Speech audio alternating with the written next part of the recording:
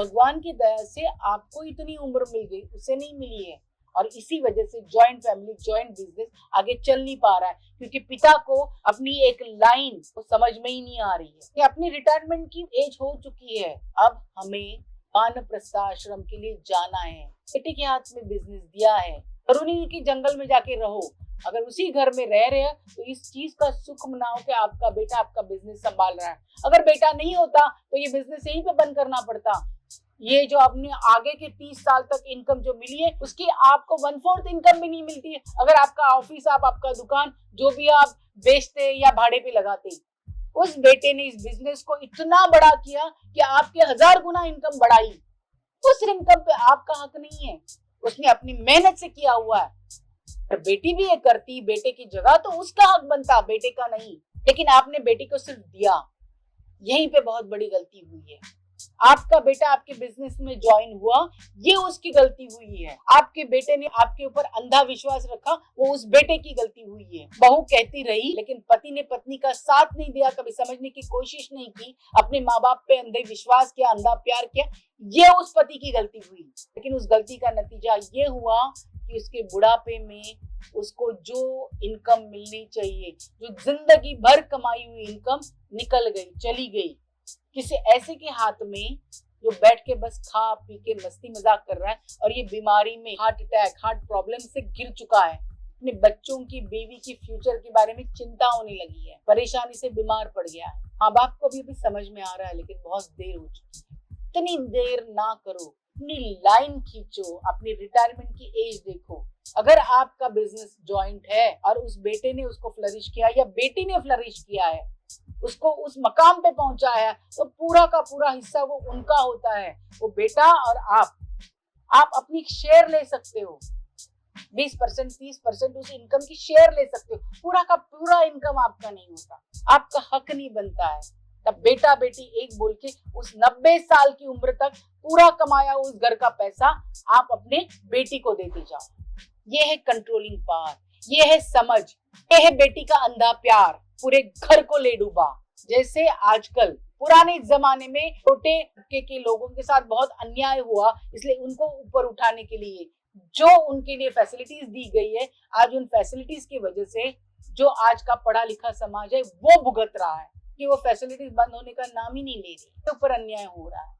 ये चीज बेटियों को ऊपर उठाने के लिए आप अपने बेटों पे ही अन्याय कर रहे हैं। अगर आप समझदार हो तो इस चीज को समझो।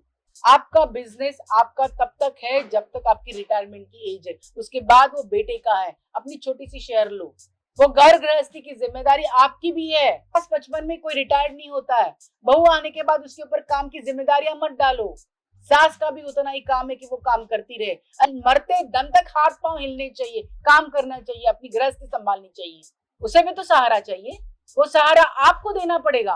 वो किसी और की बेटी, ये आपकी बेटी है। इतना डिफरेंशिएट अगर आप करते हो तो कहाँ के पढ़े लिखे हो आप? बेटी और बहू में वही फर्क कर रहे हो जो सदियों से चला आ रहा है। बुरी सास ससुर होने का एक एग्जाम्पल दे रहे हो।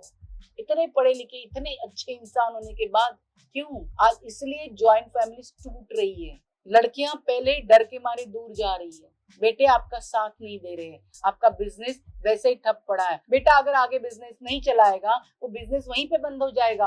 आपको खुशी मनानी चाहिए कि आपका बेटा आपका बिजनेस आगे लेके जा रहा है। इतनी कंट्रोल अपने आप में रखो कि आप रास्ते पे ना आ जाए। आपके पास अपनी परसेंटेज, अपनी इनकम रखो। लेकिन अगर बेटा बिजनेस फ्लरिश कर रहा है तो उसका हक बनता है, आपकी बेटी का नहीं।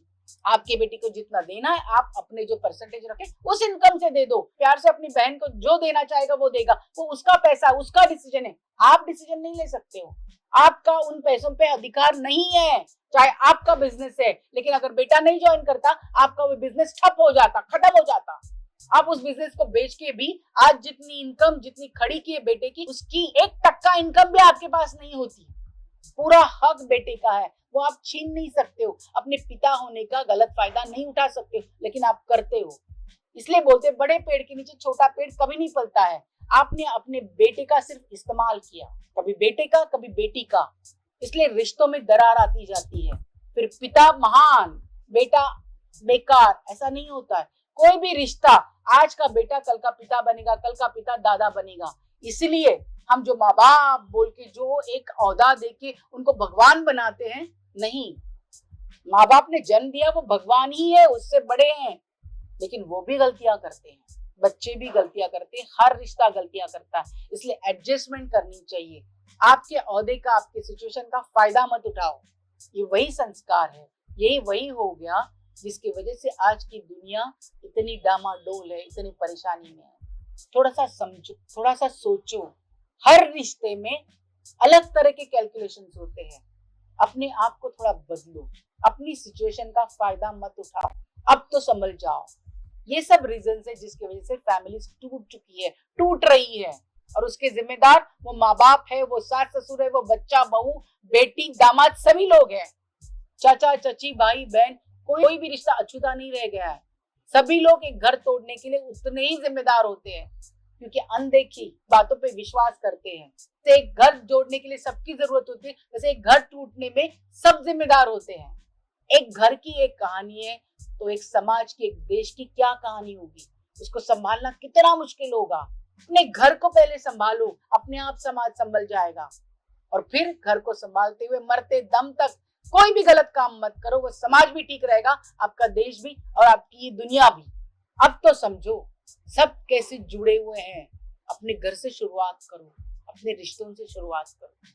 पहले रिश्ते समझते हैं, फिर निभाते हैं। अपनी जिम्मेदारियां समझो। प्यार और जिम्मेदारी अलग अलग है, दोनों साथ में जोड़ो। किसी को इतना मत दो कि उसे प्यार के कर्जे में डुबा दो, फिर वो आपका बेटा हो, बेटी हो, बहन हो, भाई हो, जो भी हो। कंट्रोलिंग पावर रखो, समझ रखो, आज से, अभी से।